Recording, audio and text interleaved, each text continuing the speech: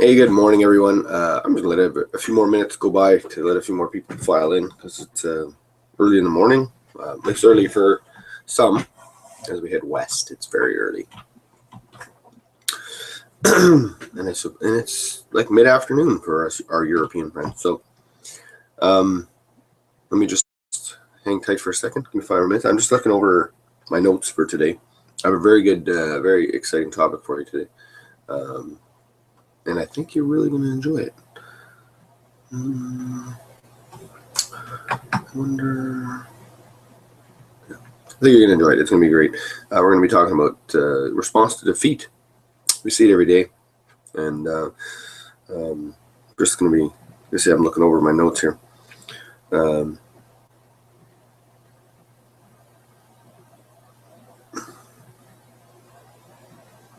Dead air is bad, right?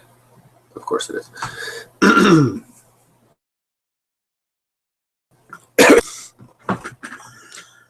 Got another minute to go.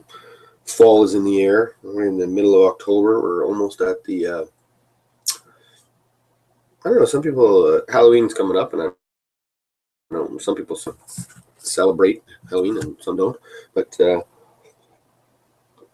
hope you have your coffee and you're ready to rock and roll. I didn't post this. I did. Yeah, there it is. Okay. Today, Thursday. 5 minutes after 9. We're almost ready to start. Just quick checking in the group here. All right, I'm going to fire this off, and we're going to try and get through this as quickly as we can. I need to go back to the right window. There we go. All right, guys, here we go. The concept today, or the topic today is, I'm actually going to take this sweater off. Give me 1 sec here. The topic is, what is your response to defeat? Now, if you think about it, I mean, we all face defeat, and it's all happening all around us, you know, at all times. What is your response? Like, how are you reacting to it? I find all too often that people allow defeat to sort of snowball and create a unfortunate effect of a point of no return. I was thinking about the idea of, you know, we use the phrase skid row. You know, it coined from the infamous, famous, however you want to say it, homeless environment in LA, and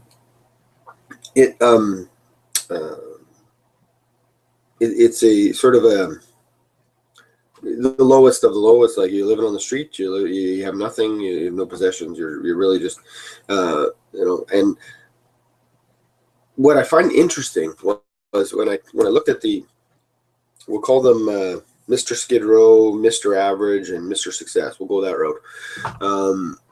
When I took a look at Mr. Skid Row and Mr. Average, what I found was interesting was, you know, if you were to go take a walk down Skid Row and talk to, and Skid Row in any city, every city has one. Every city has homeless people. Every city has people that are, you know, not, or you know, they've been beaten down and broken from whatever reason. And you go through there and you just have a conversation with them. They'll be happy to tell you as quickly as they can all the things that brought them to Skid Row. You know, the way that their wife left them, they lost their job, their, you know, their, I don't know, again, some sort of investment in the U.S. I don't know. I can't remember. There's a specific one that people rely on a lot. But anyway, it all just tanked, and everything just went into the toilet, and they lost everything. So they suffered a massive defeat, or a number of small defeats that, you know, collectively just blew up their world. The wife left them, husband left them, whatever. By the way, Mr. Skid Row is an androgynous term for people. the but then when I took a look at Mr. Average, I came to the conclusion that they have all the same excuses. And I thought that that was very interesting. And it's funny that I call them excuses, right? But the fact is that if you go talk to somebody who's not living on Skid Row, they live in a house, they have a job or, cash flow of some kind, and you talk to them about, their life in general. I actually was having this conversation with a guy just literally 2 days ago, and I would quantify him as Mr. Average after having this conversation with him. He definitely falls into the category, and he's a great guy, nothing wrong with him personally. He just, every possible excuse came flying out of his mouth. I continued to challenge him on some of the goals and dreams that he wanted out of life. He's only 40 years old, right? So he's still a young guy. So he's still got lots of life ahead of him. Could accomplish anything.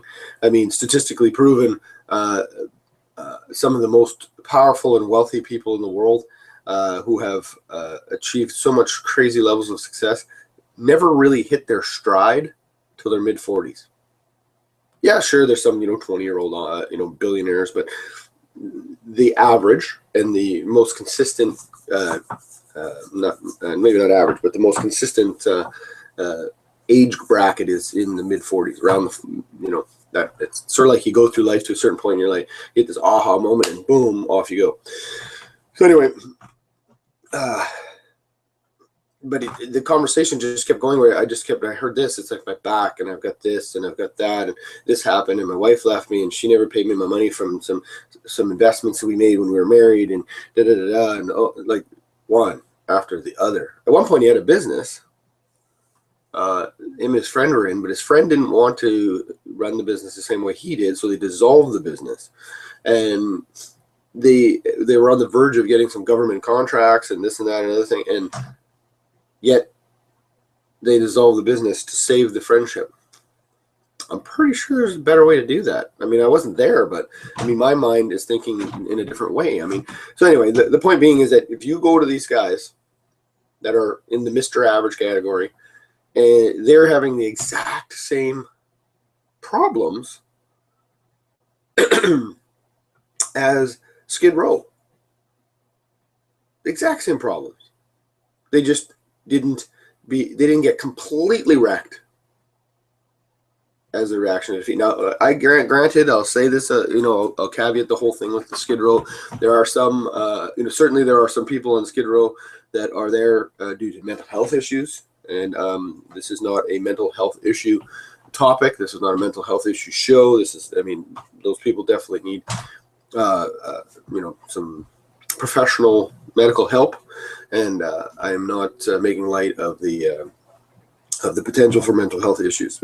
I'm referring to the people who have made a choice to be defeated. Because there are people on Skid Row that do not have mental health issues, aside from the mental health issue of defeat-itis. Anyway, moving on. So now that I've made that clear. We're in the same, we're thinking about, the Skid Row people, we're thinking about the average people, and now we're thinking about the people who have success. Pause for a moment while I'm talking here. In this process, think, I even give a little quiet pause and think about the people you look up to that have success. Maybe you're new to this, so that list is rather short. So I'll give you the opportunity to think about people in the world that are very public in their success, so you know who they are. Right, exactly.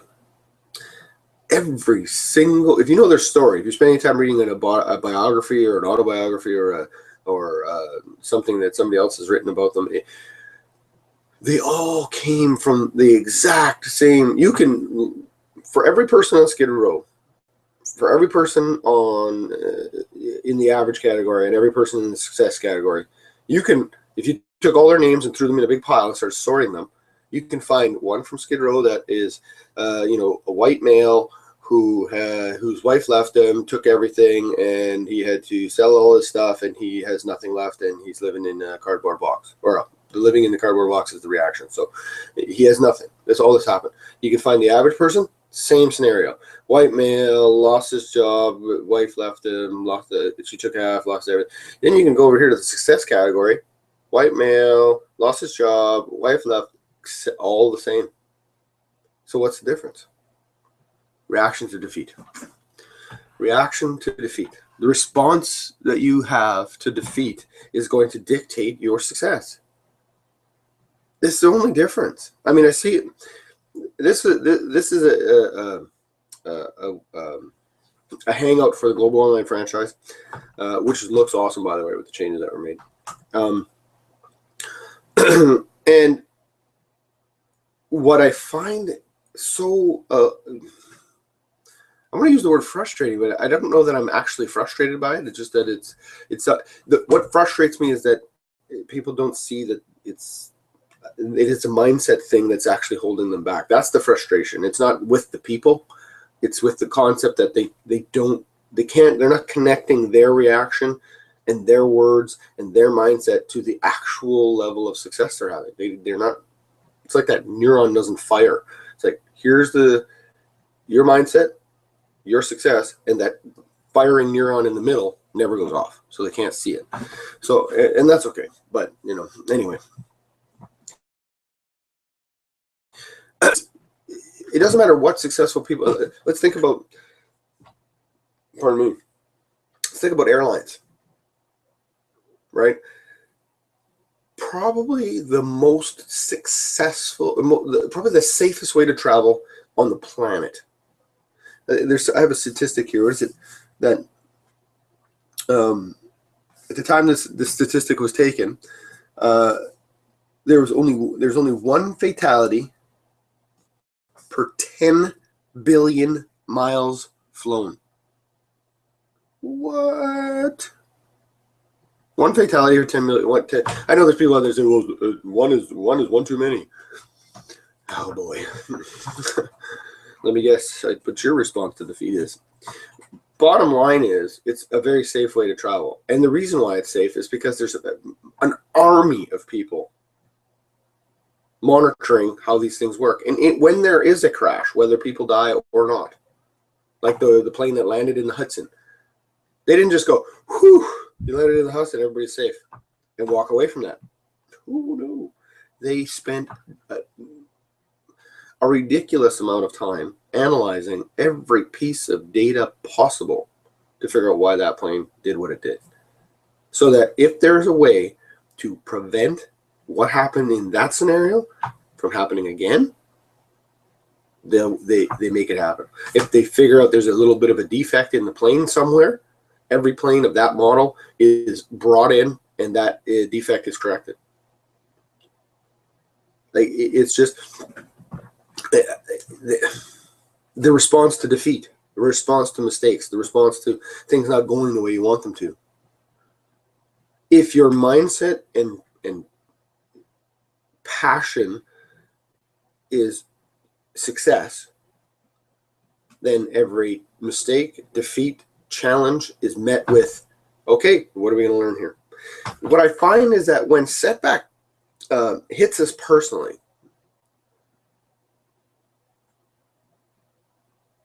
when setback finds us, when it hits us, when it hammers us, our first impulse is often to become so emotionally upset that we fail to learn what the lesson is, right? So, you know, setback hits, we become so completely emotionally wrapped up in the setback that we fail to notice the lesson. We fail to understand how to move forward. We fail to see how to use this as a stepping stone for success. I mean, I use the airlines, but you can. The other things I have written down here are football coach, sports coach. Doesn't matter. I mean, football is just an example. I mean, I coach football, so my natural go-to. But I play a lot of hockey, and but when when you coach football, people just think if you're on this massive winning streak that it's just all coming up roses. Well, no, even though you're winning, though the reason why you keep winning is because in that win there were mistakes. They weren't enough to cost you the game, but there, what you need to do is you need to still break down those mistakes after celebrating the win, because the important part of success is celebrating successes. Celebrate success, analyze failure, learn lesson, move on. So celebrate football win, analyze failure, make plan for preventing that, and then move on to the next game. So you're really good at this. This is why you won. Here's what you really messed up on. Didn't cost us the game, but if we didn't do that, we would really improve our team. Here's how we're going to do that better next game. Next game happens, right? Just keep building on that. The salespeople. The other thing I've written down here: salespeople. I read a story once where there was a sales team, like the sales manager of this team, rather decent sized team. They dedicated one meeting in a month that was strictly for the analysis of lost sales. It wasn't to focus on the negative. It was a very positive meeting. The point of the meeting was to take maybe a massively colossal, like maybe a big sale that didn't go through, and start at the very beginning and break it down piece by piece by piece by piece, so that at the end of the day, they're like, okay, here's what we can do better to make sure the next time we have an opportunity to have a big sale like this, we get it. That's response to defeat. Or because it's like, oh, I guess maybe our company's not good enough. We got our company's not it's not attractive to the big fish. I guess maybe we should just keep going after the small guys, right? That defeatist mentality has actually created a negative void or a negative space in your culture. And every time you jump into that negative space, you actually hurt yourself. You need to stay the heck out of that negative space and only create positive space. Having a meeting about a massive failure when the end result is looking for ways to avoid it is actually a positive space. It's positive mindset. Growing from your mistakes. I play hockey. I play goal. So as a goaltender, you're kind of on your own back there. I mean, yeah, you have a team in front of you and people are playing, and certainly if your team is playing well in front of you, it certainly helps, and it can you can have a better game. Pardon me. Not as many 2-on-1s, blah blah blah, all that stuff. However, when push comes to shove, it's my job to stop the puck from getting in the net.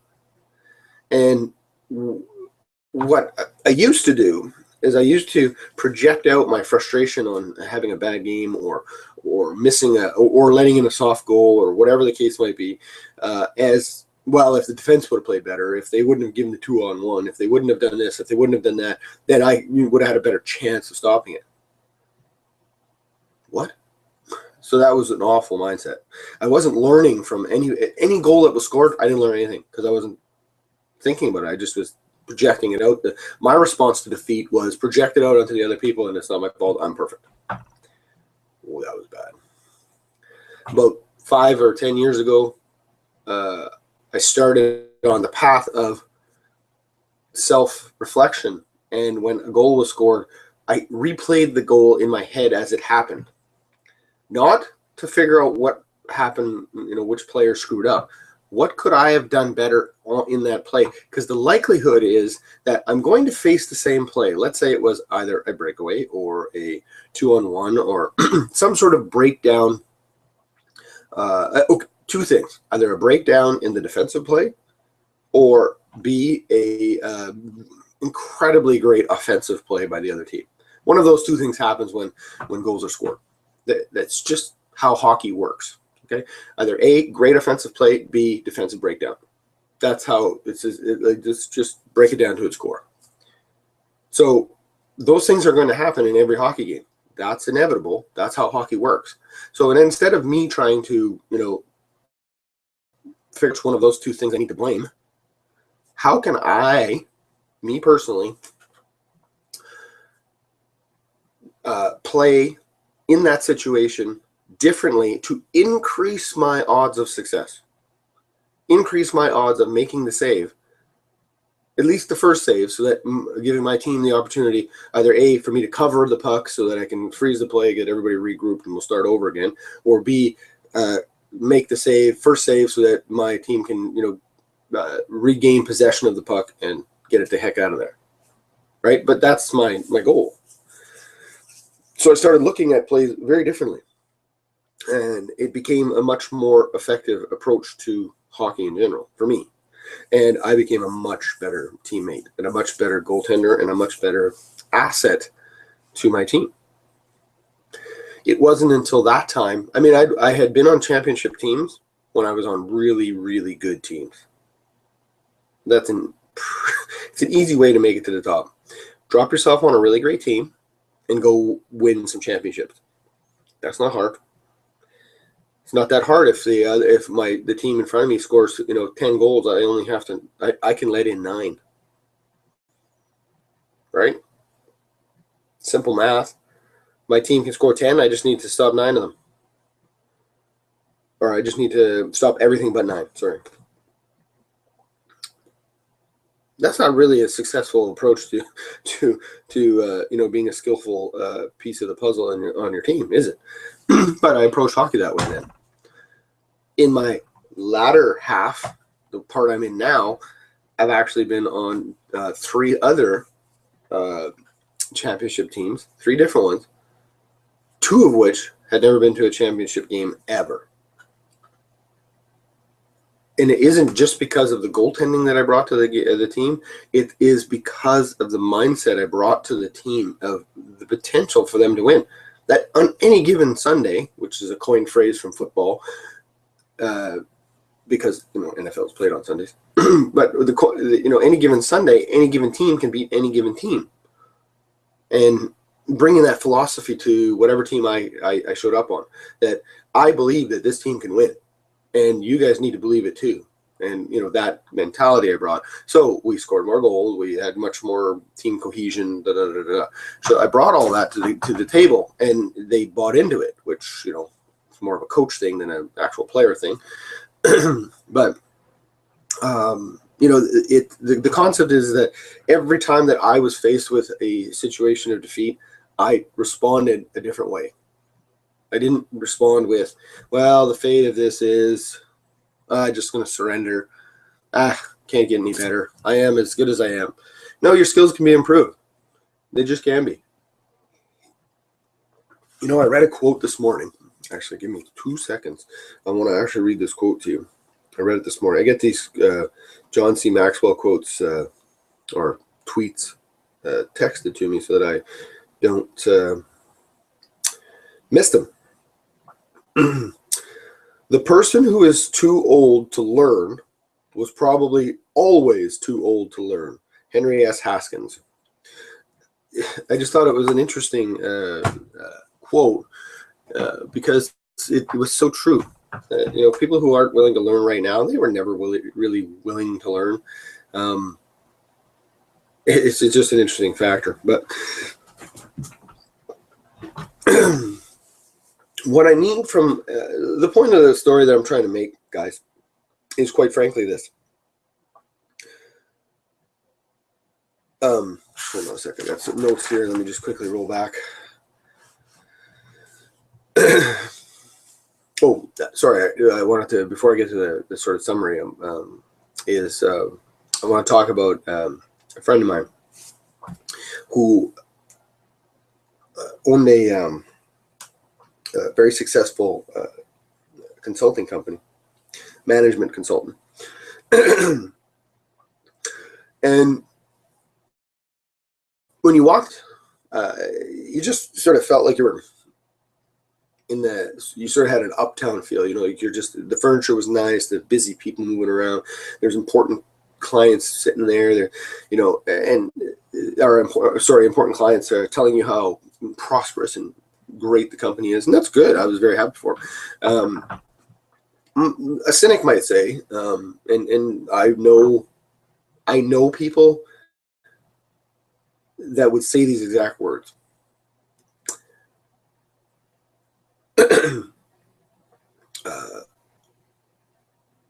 Sorry, I took the notes and I was trying to remember it off the top of my head, but it's not working.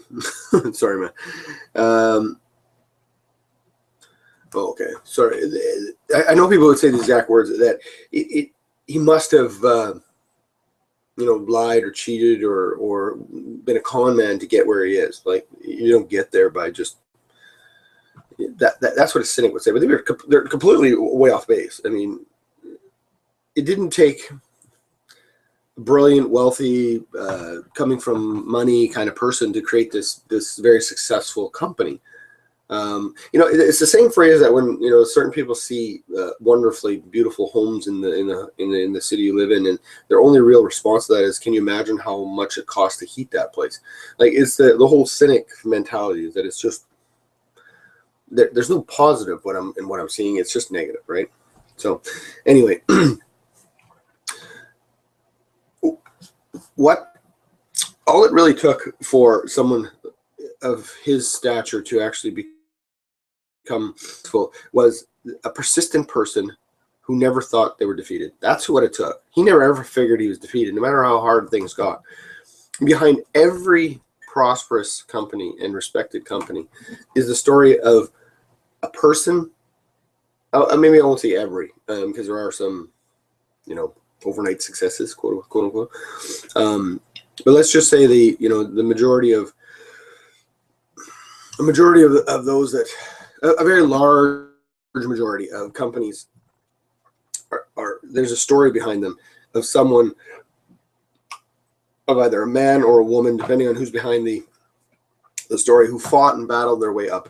Some of them have lost 10, 15, 20 years of their life savings, in their first 6 months in business. Like, they've lost, they take their savings account and they make a decision that they're going to do this, and it's all 10 years of savings gone out the window 6 months in, right? They live in the beginning, they live in these tiny little apartments. They live in friends' basements. They turn down numerous great jobs that are good jobs, because they want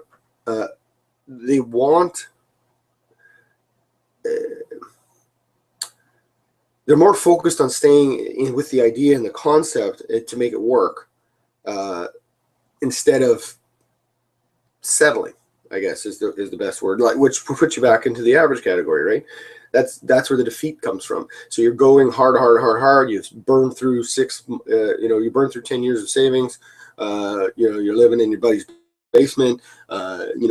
You've had 3 or 4 great job offers, and finally you just say, you know what, this is too hard. I don't think it's going to work. I'm just going to go take that job and just collect a steady paycheck. Your response to defeat was, this is too hard. I'm going to go get the guaranteed paycheck at the job. It's just, these people, they go through the whole process of not having enough, there's more months at the end of their money, and they go through the whole thing.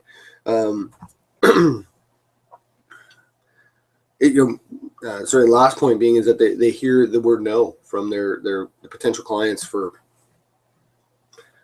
months. They hear it over and over and over and over again, but yet they still keep going. But during that time, whether it's a 3 to 5 year, 5, 6, 7 year plan, during these unbelievably difficult times,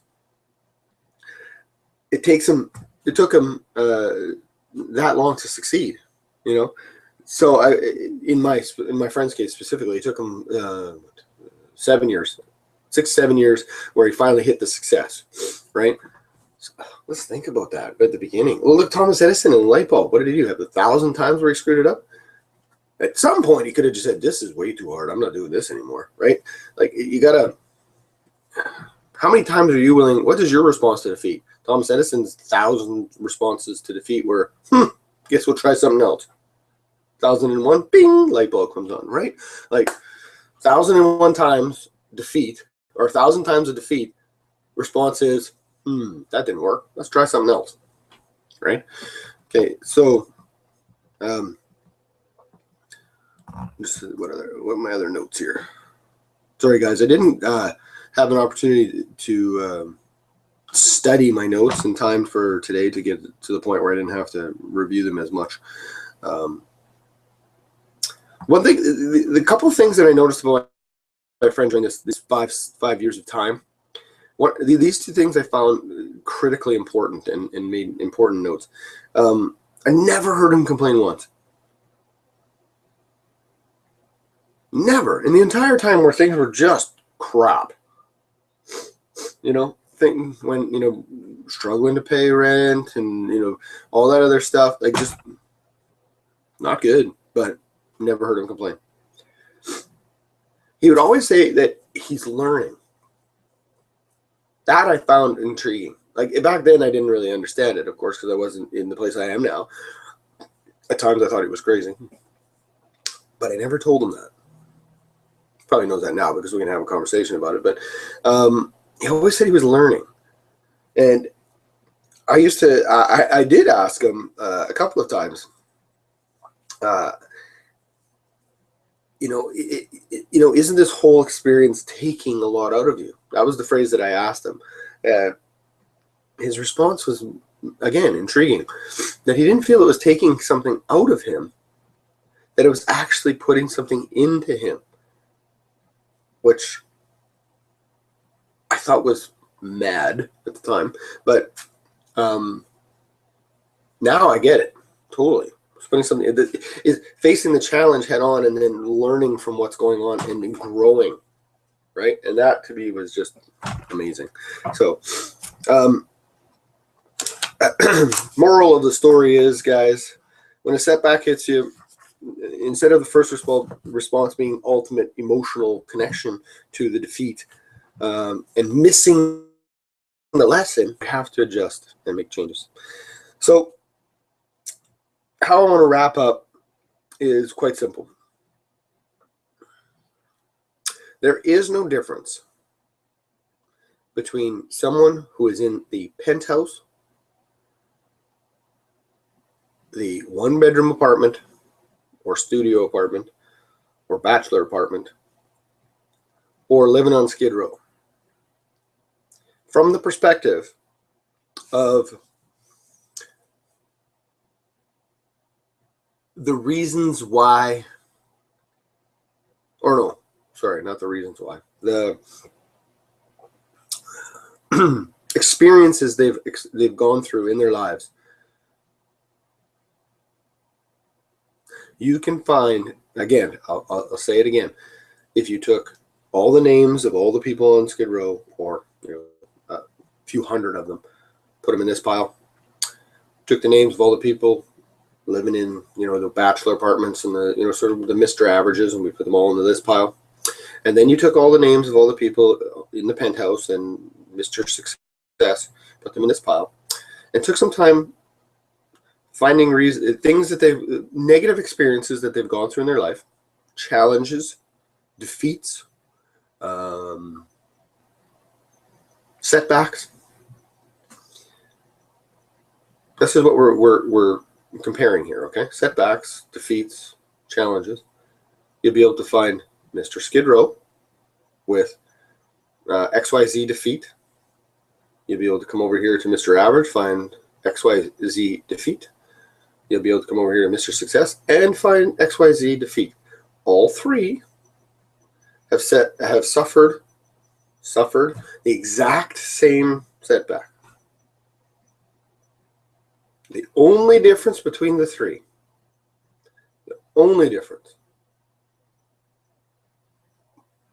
is their response to defeat. You can find in the success category, you can find from every nationality, every gender. I say every when there's only two. You can find walks of life, from people who grew up in slums to people who grew up in mansions, to people who have had hardships with, maybe children that have passed away earlier than they should have, tragically, or, wives or spouses leaving them, complete collapses of businesses. Do you know that the average the average multimillionaire, is it multimillionaire, or I can't remember how the statistic goes, but I'm just going to go with multimillionaire. The average multimillionaire has been bankrupt on average 3 times. What? I know. I'm not suggesting everybody go run out and go become bankrupt, because that's how it's going to get you to success. However, I do think that becoming bankrupt is a significant defeat, don't you? Yet, I'm pretty sure if we went to Skid Row and found Mr. Skid Row, who went bankrupt, lost everything, Mr. Average went bankrupt, lost everything. What do you think the response is of Mr. Average when he has something like that happen?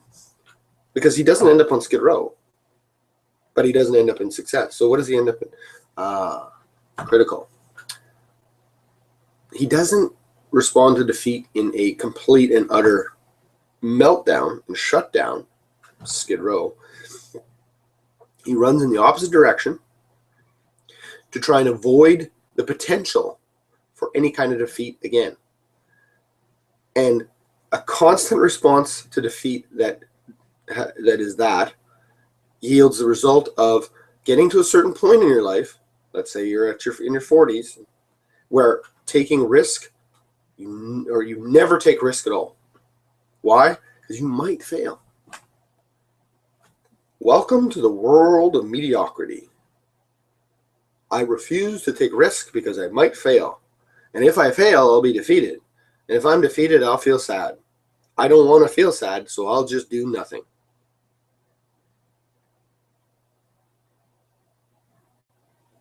This one here couldn't even manage the emotions of feeling sad from the defeat, so they end up over there. Remember, I'm not talking about the mental health issues. I'm just talking about people making a choice. On this side, same defeat. I was bankrupt. Same defeat. Yet they believe that there's an opportunity to learn, and they do. And they get right back at it, and boom, successful. Not overnight. Isn't it interesting? I mean, isn't it interesting that the 3 people all experience the exact same thing? Yet, one ends up here, one ends up here, and one ends up here. It's just fascinating to me. And the reason why I find it so interesting is because, with the global online franchise, I've had this experience in the past, but in global online franchise, it's kind of gone up a notch, and I get to be a part of a Facebook group where there's lots of people and new people coming in all the time, and I see it all the time. I am new to this situation, so I am going to fail, so please help me. That's paraphrasing a lot of messages that show up in Facebook. What? What does being new have to do with failing? Nothing. And heck, if it did, who cares? Or phrases like, I wish this would have worked better. What? We all do. Every single time I run a solo ad, I am expecting massive sales and results. Does that happen every time? Nope. Every time I send out a safe list email, am I expecting, huge returns on that time investment? Yep. Do I get it? Nope. Every time I make a video and post it up to YouTube, expecting to be ranked first on YouTube, and then subsequently on Google, do I expect to be ranked first? Yep. Does it happen every single time I make a video? Nope. Some I can't even find sometimes. But what do? I take the time to try and figure out, okay, what could I have done better to get that video ranked? What am I missing in this scenario so that my videos can get ranked? That's what I do there, right? Or I could go, man, no, my videos don't get ranked. I'm just not going to do videos anymore. They don't work. I think that just locks me back into this little window here. I don't want to be in this window over here. I got to make this window actually much wider, because that's probably about right. This is probably the biggest window in the whole category. Maybe I'm not in the center of the screen. Anyway, right? Success, Skid Row, mediocrity. So anyway, you're getting my point. Point being is that your response to defeat, write that down. What is my response to defeat? And every single time you catch yourself going through an emotion whereby you're, for lack of a better term, whining and crying about something that didn't go quite the way you expected it to, check yourself and understand that your response to defeat is dictating your ability to learn. Whoa, write that down. Your response to defeat, I'm going to write it down, is dictating, I'm going to write it down because I'm actually going to post it on Facebook right after this. Response to defeat is dictating. Your response to defeat is dictating your ability to learn from your mistakes.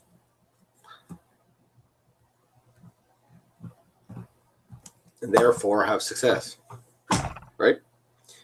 Your response to defeat is dictating your ability to learn from your mistakes and therefore your success. How do you like that? I like it. I think it sounds awesome.